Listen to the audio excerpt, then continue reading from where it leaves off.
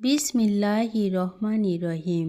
বিশ্ব আধ্যাত্মিক জ্ঞান সঞ্চার দরবার শরীফের প্রতিষ্ঠাতা আমার মুর্শিদ কেবলা গাউসুল আজম শামীম আলী চিশতির দরবার হইতে আমি কুলসুম চিশতি আপনাদের সকলকে জানাই আন্তরিক শুভেচ্ছা ও অভিনন্দন।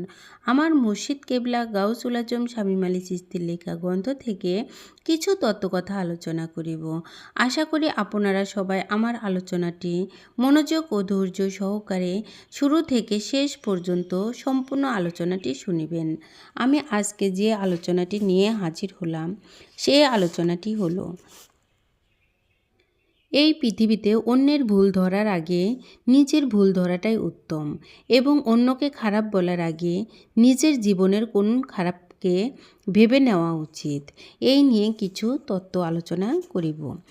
আমি তুমি কাকে পাপী বলবো? মনে করে টান দেওয়া হয়, আমার পাপের হিসেব করিয়াই তো শেষ করা যায় না। যেমন ঈসা আলাইহিস সালাম, তাহার জীবনের একটি কাহিনী। একজন মহিলা বসে বলছেন, হে আল্লাহর নবী, আমি তো অনেক বড় এখন আমার বিবেক তো তাড়া করিতেছে, আমার বিবেক তো আমাকে ছাড়ছে না।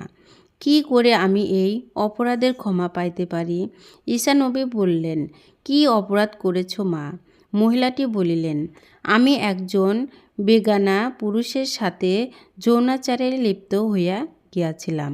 আমি কি করিলে এই অপরাধে? ওই মুহূর্তে ঈসা নবী বললেন, তোমার কঠিন সাজা হওয়া দরকার।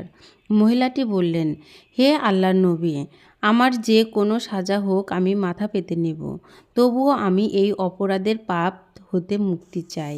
তখন সমস্ত নগরবাসীকে ডাকলেন এবং এই মহিলার সাজা দেওয়ার জন্য তাহার কোমর পর্যন্ত মাটি খুললেন এবং মহিলাকে গাড়িয়া মাটি চাপা দিলেন।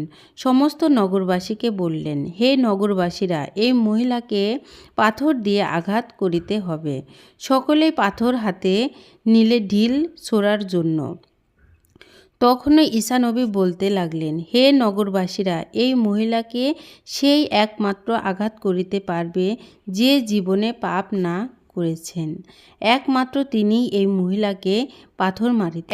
একজন ব্যক্তি ভাবতে লাগলেন, আমার জীবনে আমি হিসেব টান দিলে কতই না পাপ করিয়াছি, তাহলে আমি পাপী হইয়া আর একজন মানুষকে পাপী বলিয়া ঢিল কিভাবে ছুঁড়তে পারি বা আঘাত করতে পারি? তখন এক এক হাত থেকে পাথর ফেলে দিয়ে চলে যাচ্ছে। একে একে সমস্ত মানুষ চলে গেলেন। তখন ঈসা নবী মহিলাটিকে মাটি খুঁড়ে উদ্ধার করিয়া বললেন, হে মা, তোমাকে ক্ষমা করে দেওয়া হলো, আর কখনোই এমন ভুল করিও না। এখন আমি বলবো, এই জগতে আমি কাহাকে পাপী বলবো? নিজের দিকে বা নিজের পিছনে জিন্দেগির কথা যদি মনে করি, তাহলে আমার নিজের পাপের হিসাব করিয়াই তো শেষ করতে পারি না। আমি নিজে পাপী হইয়া কাকে পাপী বলবো? এই জন্য বলবো, এই জগতে যারা পাপী তারাই অন্যকে পাপী বলে। যারা এই জগতে অতিরিক্ত অপরাধী তারাই অন্যকে অপরাধী বলে। আল্লাহ তো এই কথাটিও বলেছেন যে আমি আল্লাহকে চিনতে হলে, বুঝতে হলে আগে আমার সৃষ্টির দিকে লক্ষ্য করো। যেমন একটি ময়ূর পাখি যখন তাহার পেখম ছেড়ে নাচতে থাকে আর ভাবতে থাকে, আমার চেয়ে সুন্দর কি এবং কে আছে? কিছুক্ষণ পরে যখন ময়ূর তার নিজের পায়ের দিকে নজর করে দেখে যে আমার পা দুটো তো দেখতে খুব বিশ্রী, তখনই তাহার পেখমটা বুঝে ফেলে যে আমার মধ্যেও অসুন্দর আছে। আল্লাহ আমাদের জ্ঞান দান করুন। আমি যে আলোচনাটি আপনাদের সামনে করেছি, এই আলোচনাটি আপনাদের কাছে কতটুকু ভালো লেগেছে? যদি ভালো লেগে থাকে তাহলে আমাদের এই চ্যানেলটি সাবস্ক্রাইব করে দিবেন। সামনে আরও ভালো ভালো আলোচনা পেয়ে যাবেন এবং আপনারা সামনে কী ধরনের আলোচনা চান আমাদেরকে কমেন্টে জানাবেন।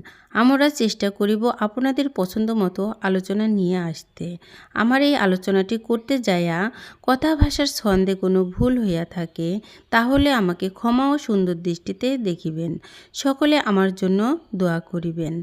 আমি যেন আপনাদের সামনে ভালো ভালো আলোচনাগুলো নিয়ে আসতে পারি এবং শোনাইতে পারি। সর্বশেষে সকলের চরণে হাত রেখে একটি কথা বলতে চাই। আল্লাহ গোপনেরও গোপন। সে গোপনকে পাইতে হলে একজন কামেল মুর্শিদের কাছে যাইয়া বায়াত গ্রহণ করে সে গোপন ইবাদত সাধনার মাধ্যমে আল্লাহকে লাভ করিতে হবে। সকলে ভালো থাকবেন, সুস্থ থাকবেন। আল্লাহ হাফেজ।